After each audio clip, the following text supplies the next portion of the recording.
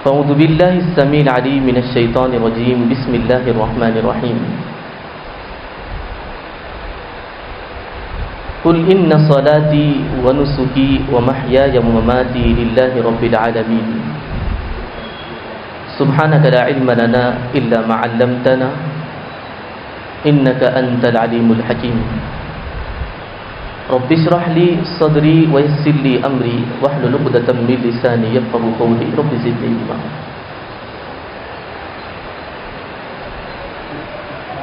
محترم فضیلت الشیخ عبد القدیر عمری حفظہ اللہ اور فضیلت الشیخ سراج مدنی حفظہ اللہ اور دیگر آئے مہمان نظام، ذی الحجہ کا مہینہ بہت ہی باسعادت، بابرکت، باعزت اور اجر و ثواب کو لوٹنے کا مہینہ ہے۔ اس مہینے کی خصوصیت کیا ہے؟ اس مہینے کی خصوصیت یہ ہے کہ اللہ رب العزت نے اس مہینے کو حرمت والا مہینہ قرار دیا۔ کہا کہ ان عدۃ الشہور عند اللہ 12 شہرا فی کتاب اللہ یوم خلق السماوات والارض منها 4 حرم، کہ جس دن سے اللہ رب العزت نے آسمانوں اور زمین کو پیدا کیا تو اس دن سے اللہ رب العزت نے 12 مہینوں میں تقریباً 4 مہینوں کو حرمت والا مہینہ قرار دیا۔ انہی حرمت والوں مہینوں میں اللہ رب العزت نے ذی الحجہ کو قرار دیا۔ یہ حرمت والا مہینہ ہے، اس کی حرمت کا تقاضا کیا ہے؟ اس کی حرمت کا تقاضا یہ ہے کہ بندہ اس مہینے میں دیگر مہینوں کے مقابلے میں اپنے آپ کو گناہوں سے بچائے رکھے، فسق و فجور سے بچائے رکھے، فحاشیت سے اور اسی طریقے سے شہوانیت سے اور گناہوں سے، ہر طرح کی نافرمانیوں سے اپنے آپ کو بچائے رکھے، ساتھ ہی ساتھ ظلم و زیادتی سے بچائے رکھے اور حق تلفی سے ہی بچائے رکھے اپنے آپ کو۔ اس کی حرمت کا تقاضا یہی ہے۔ حضرات گرامی، اللہ رب العزت نے ماہ ذی الحجہ کو حرمت والا مہینہ تو قرار دیا، مگر یہ مہینہ افضلیت کے اعتبار سے بہت ہی فضیلت والا مہینہ ہے کہ اس مہینے میں ایسی عبادتیں کی جاتی ہیں جو عبادتیں کہ دیگر مہینوں میں ہم انجام نہیں دے پاتے۔ مثال کے طور پر حج ہے، اگر بندہ ذی الحجہ کے مہینے کے علاوہ دوسرے مہینے بھی اگر حج کرنا چاہتا ہے تو اس کا یہ حج کرنا قابل قبول نہیں ہوگا، کیونکہ حج کا یہ فریضہ انجام دینے کے لیے اس مہینے کا آنا ضروری ہے اور اس کی مقدار اور اس کی مدت ہے، اسی مدت کے اندر انسان اور بندہ اس فریضے کو انجام دے سکتا ہے۔ اور دیگر عبادتیں ایسی ہیں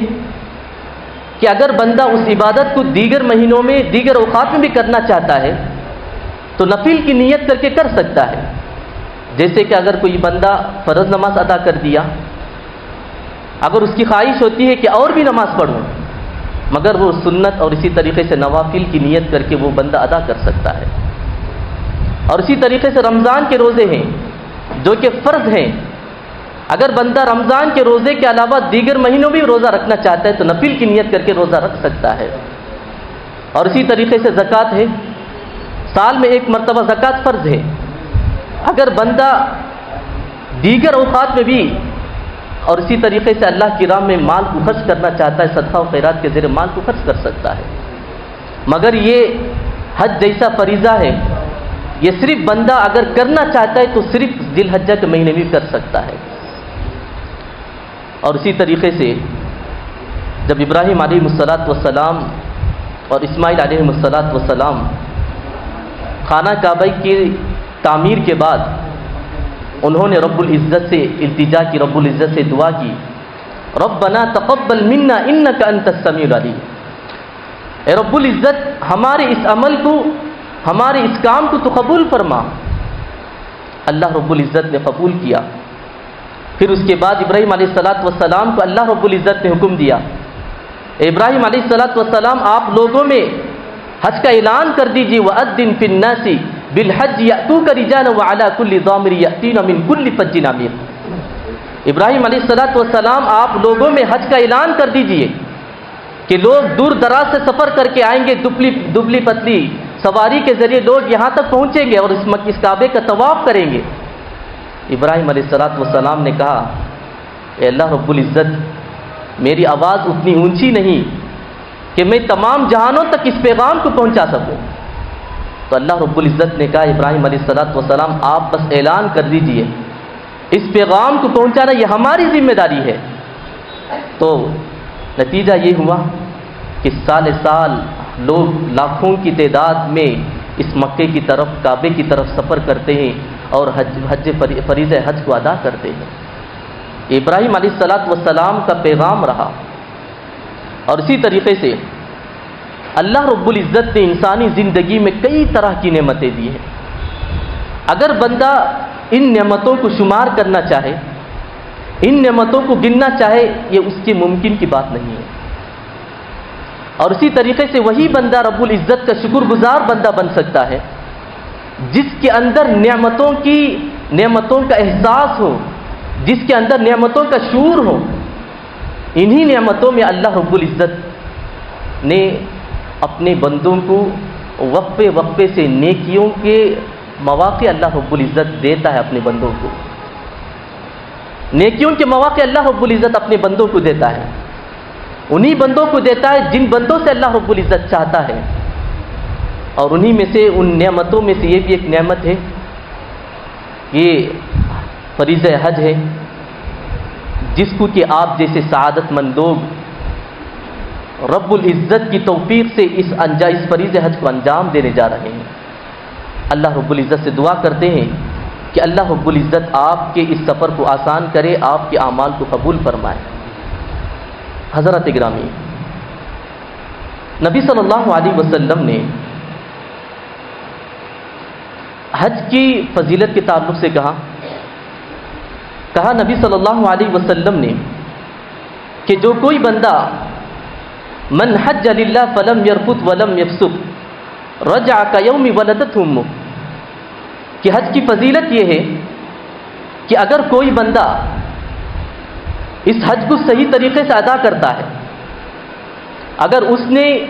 کوئی گناہ کا کام نہیں کیا، فحاشیت کا کام نہیں کیا، شہوانیت کا کام نہیں کیا، فسق و فجور کا کام نہیں کیا، گناہوں کا کام نہیں کیا، تو بندہ گناہوں سے ایسے لوٹ کر آتا ہے کہ جس طریقے سے اس کی ماں نے اس کو دین دینا ہے، کہ اس نے اچھے طریقے سے پاک ہو کر آ جاتا ہے۔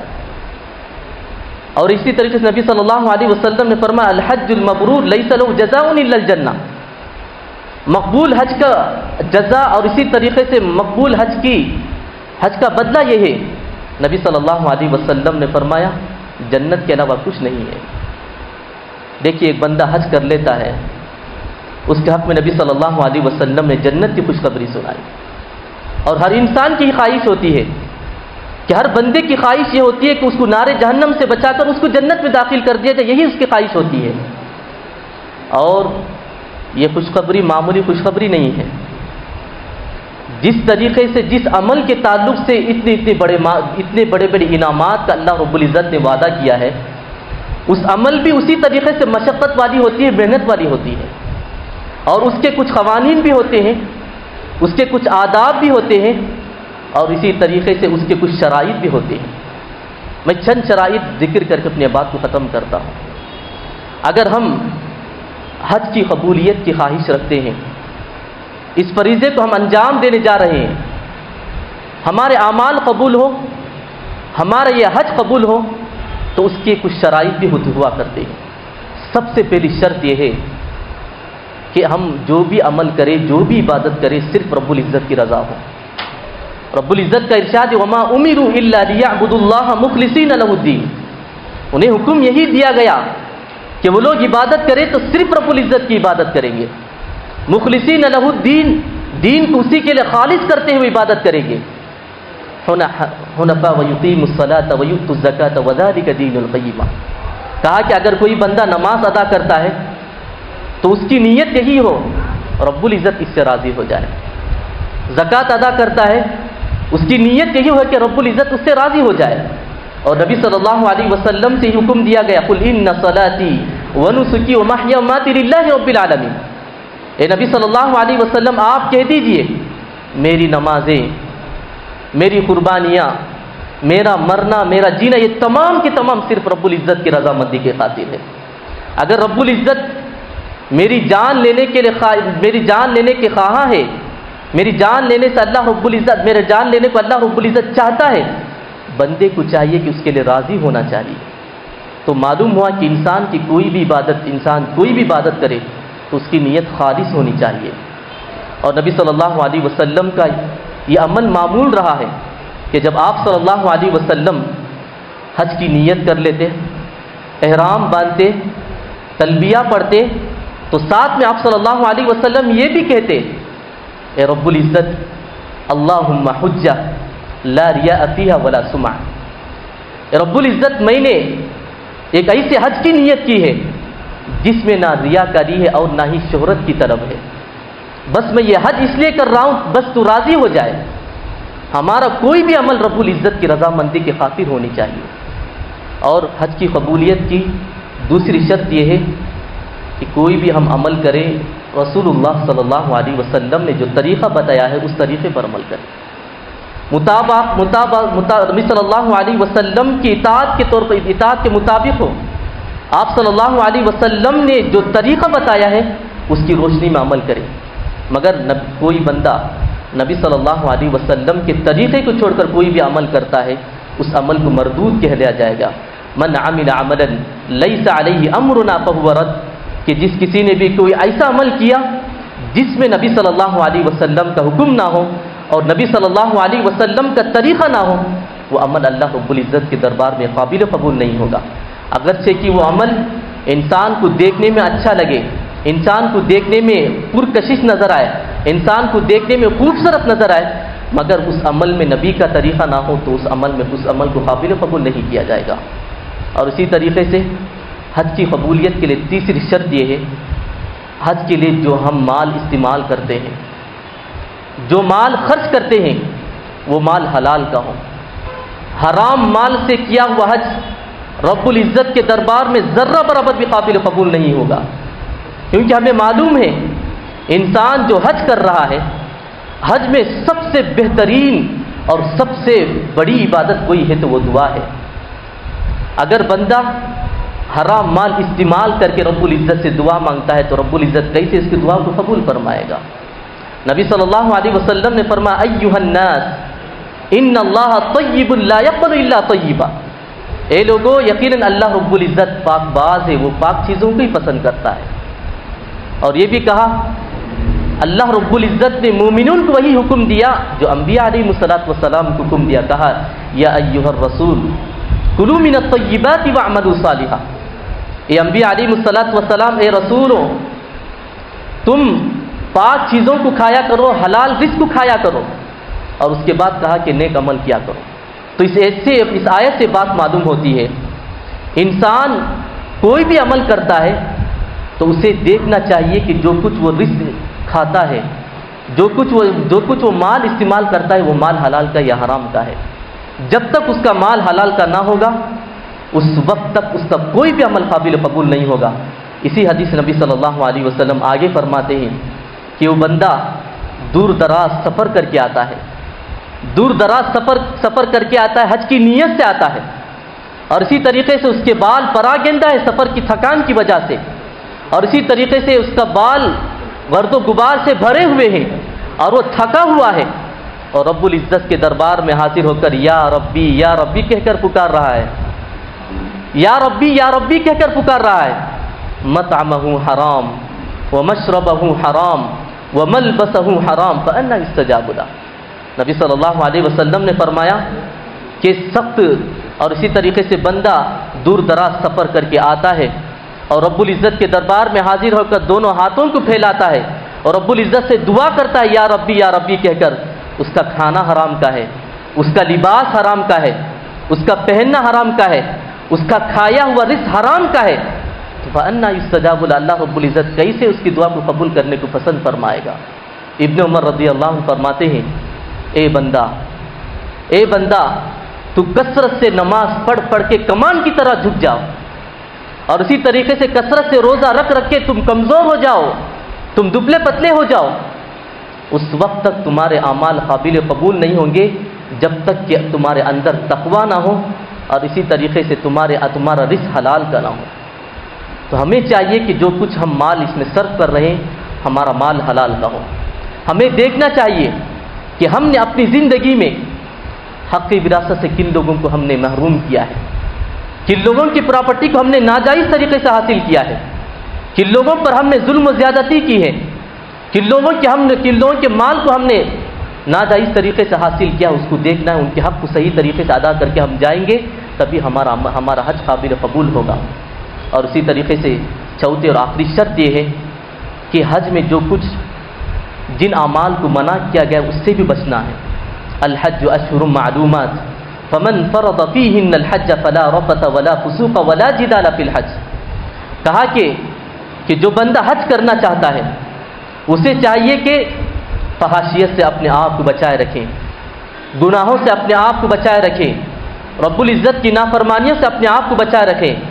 فسق و فجور سے اپنے آپ کو بچائے رکھیں، تبھی اس کا حج قابل قبول ہوگا۔ تو ہمیں چاہیے کہ جو 4 شرائطیں بیان کی ہیں، سب سے پہلی شرط یہ ہے کہ بندہ جو کچھ بھی عمل کر رہا ہے اس کے اندر اخلاص کی نیت ہو، اور دوسری شرط یہ ہے متابعت رسول ہو، یعنی رسول صلی اللہ علیہ وسلم نے جو طریقہ بتایا ہے اس طریقے پر عمل کی۔ نبی صلی اللہ علیہ وسلم نے فرمایا، اے لوگوں حج کا طریقہ سیکھنا ہو تو مجھ سے سیکھ لیا کرو۔ اور چوتھی شرط یہ ہے مال حلال کا ہو۔ چوتھی شرط یہ ہے کہ انسان جو کچھ عمل کر رہا ہے حج کے اور اعمال میں جو کچھ جن اعمال سے منع کیا گیا اس سے بھی اجتناب کرنا ہے، تبھی ہمارا حج قابل قبول ہوگا۔ اللہ رب العزت سے دعا ہے کہ اللہ رب العزت ہم تمام کو اخلاص کے ساتھ اور رسول صلی اللہ علیہ وسلم نے جو طریقہ بتلایا ہے اس طریقے پر چل کر اس حج کو صحیح طریقے سے انجام دینے کی توفیق و سعادت نصیب فرمائے۔